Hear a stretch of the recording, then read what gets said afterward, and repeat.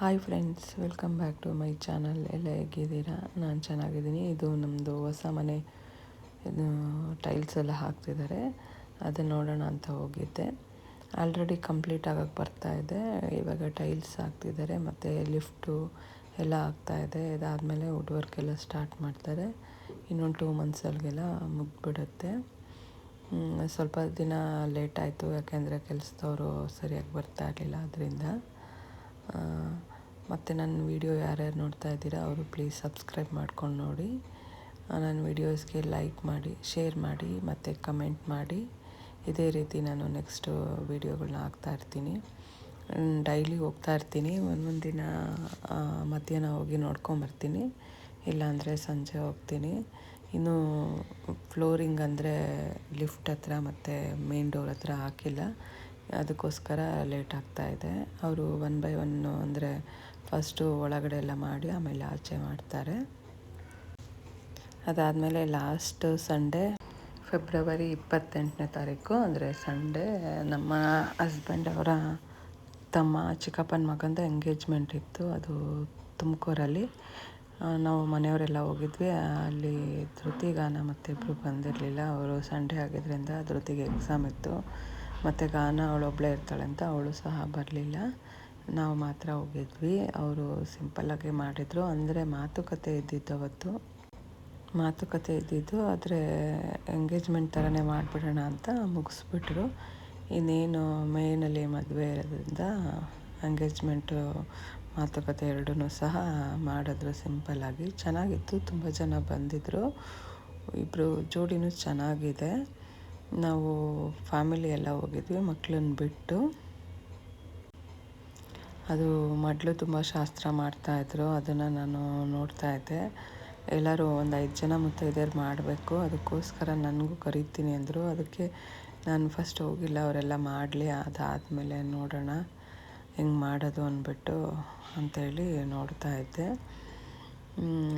ಅಂದರೆ ಇವರು ಅವರ ಹುಡುಗನ ತಂಗಿ, ಅವರು ಚಿಕ್ಕಮ್ಮದಿರು, ದೊಡ್ಡಮ್ಮ ಎಲ್ಲರೂ ಇದ್ದರು. ರಿಲೇಷನ್ ಎಲ್ಲ ತುಂಬ ಜನ ಬಂದಿದ್ದರು. ಮನೆಯಲ್ಲೇ ಮಾಡಿದ್ದು ಸಿಂಪಲ್ಲಾಗಿ ಚೆನ್ನಾಗಿತ್ತು. ನಮ್ಮ ಮನೆಯಲ್ಲಿ ಯಾವುದೂ ಫಂಕ್ಷನ್ ಇರಲಿಲ್ಲ ಅಂತಲೂ ಅಂದ್ಕೊತಾ ಇದ್ವಿ. ಇವಾಗ ಇದೊಂದು ಫಂಕ್ಷನ್ ಇದೆ, ಮದುವೆ. ಅದಾದಮೇಲೆ ನೆಕ್ಸ್ಟ್ ನಮ್ಮ ಮನೆ ಗೃಹ ಪ್ರವೇಶ ಯಾವಾಗ ಅಂತ ಇನ್ನೂ ಗೊತ್ತಿಲ್ಲ, ಏಕೆಂದರೆ ಅದು ಫಿನಿಷ್ ಆಗಬೇಕಲ್ಲ, ಅದಕ್ಕೋಸ್ಕರ ಇನ್ನೂ ಡೇಟ್ ಏನು ಇಟ್ಟಿಲ್ಲ. ಮತ್ತು ನೆಕ್ಸ್ಟ್ ಡೇ ಗಾನ ಸ್ಕೂಲಿಗೆ ರೆಡಿ ಆಗಿದ್ಲು. ಯಾವಾಗೂ ಅವರಪ್ಪ ತಿನ್ನಿಸ್ತಾರೆ, ಇವತ್ತು ನಾನು ತಿನ್ನಿಸ್ತಾಯಿದ್ದೆ. ಮತ್ತು ಅವತ್ತು ಸೋಮವಾರ ಮತ್ತು ನಾನು 23rd ನಾನು ಮತ್ತು ಧೃತಿ ಇಬ್ಬರೂ 23rd ಇಲ್ಲ 24th ಅವಳದು ಎಕ್ಸಾಮ್ ಎಲ್ಲ ಮುಗಿದ ಮೇಲೆ ಮಂಗಳವಾರ ನಾನು ಮತ್ತು ಧೃತಿ ಇಬ್ಬರು ಮತ್ತು ಮನೆ ಎಲ್ಲಿವರೆಗೂ ಕಂಪ್ಲೀಟ್ ಆಗಿದೆ ಅಂತ ನೋಡೋಣ ಅಂತ ಹೋಗಿದ್ವಿ. ಆಲ್ಮೋಸ್ಟ್ ಎಲ್ಲ ಕಂಪ್ಲೀಟ್ ಆಗ್ತಾಯಿದೆ. ಅಲ್ಲಿ ಟೈಲ್ಸ್ ಎಲ್ಲ ಹಾಕಿದ್ದಾರೆ, ಎಲ್ಲ ಫುಲ್ ಎಲ್ಲ ಪಟ್ಟಿ ಎಲ್ಲ ಕಟ್ಟಿದ್ರು, ಅದಕ್ಕೆಲ್ಲ ಅವರು ನೀರು ಹಾಕ್ತಾಯಿದ್ರು. ಆಲ್ರೆಡಿ ಸ್ಟೆಪ್ಸ್ವರೆಗೂ ಬಂದಿದ್ದಾರೆ. ನಿಮಗೆ ನಾನು ಮಾಡೋ ವೀಡಿಯೋಸ್ ಎಲ್ಲ ಇಷ್ಟ ಆದರೆ ಲೈಕ್ ಮಾಡಿ. ಧೃತಿ ಅವಳೇನು ನೋಡೋಕ್ಕೆ ಬರಲ್ಲ, ಯಾವಾಗಾದರೂ ಒಂದು ಸಲ ಬರ್ತಾಳೆ. ಇವತ್ತು ನಾನು ಫೋರ್ಸ್ ಮಾಡಿ ಕರ್ಕೊಂಬಂದಿದ್ದೆ. ಇದು ನೋಡಿ, ಟೈಲ್ಸ್ ಎಲ್ಲ ನಾವೇ ಸೆಲೆಕ್ಟ್ ಮಾಡಿದ್ದು. ಎಲ್ಲ ಸ್ವಲ್ಪ ಲೈಟ್ ಕಲರೇ ಹಾಕಿದ್ದೀವಿ, ಒಂದೇ ಸಿಂಗಲ್ ಕಲರ್ ಹಾಕಿದ್ದೀವಿ. ಯಾಕೆಂದರೆ ಕ್ಲೀನಿಂಗಿಗೆಲ್ಲ ಈಸಿ ಆಗಲಿ ಅಂದ್ಬಿಟ್ಟು. ಇದು ಹಾಲ್ದು ಮತ್ತು ಕಿಚನ್ಗೂ ಆಲ್ರೆಡಿ ಕಂಪ್ಲೀಟ್ ಆಯಿತು. ಇದು ನೋಡಿ ಆಚೆ ಮೇನ್ ಡೋರು, ಅದಿನ್ನೂ ಹಾಕಿಲ್ಲ. ಈಗ ನಾವಿರೋ ಹಳೆ ಮನೆಗೂ ಇದು ತುಂಬಾ ಹತ್ತಿರ ಇದೆ, ಒಂದು 5 minutes ಆಗುತ್ತೆ ಅಷ್ಟೇ. ಇದು ನಾವು ಓನ್ ಯೂಸಿಗೆಲ್ಲ ಏನು ಕಟ್ತಾ ಇಲ್ಲ, ರೆಂಟ್ಗೆ ಅಂದ್ಬಿಟ್ಟು ಸಿಂಗಲ್ ಬೆಡ್ರೂಮು ಮಾಡಿರೋದು. ನಾವಿರೋದು ಅಪಾರ್ಟ್ಮೆಂಟು, ಅದರಿಂದ ನಾವೇನು ಇಲ್ಲಿ ಶಿಫ್ಟ್ ಎಲ್ಲ ಏನು ಆಗೋಲ್ಲ, ಯಾಕೆಂದರೆ ಚಿಕ್ಕದಿರೋದ್ರಿಂದ ನಮ್ಗೆ ಸಾಕಾಗಲ್ಲ. ಮತ್ತು ನಾನು ಧೃತಿಗೆಲ್ಲ ತೋರಿಸ್ತಾ ಇದ್ದೆ ಯಾವ ರೀತಿ ಮಾಡಿದ್ದಾರೆ ಅಂತ. ಅವಳು ಆಚೆ ಎಲ್ಲ ನೋಡ್ತಾ ಇದ್ಲು.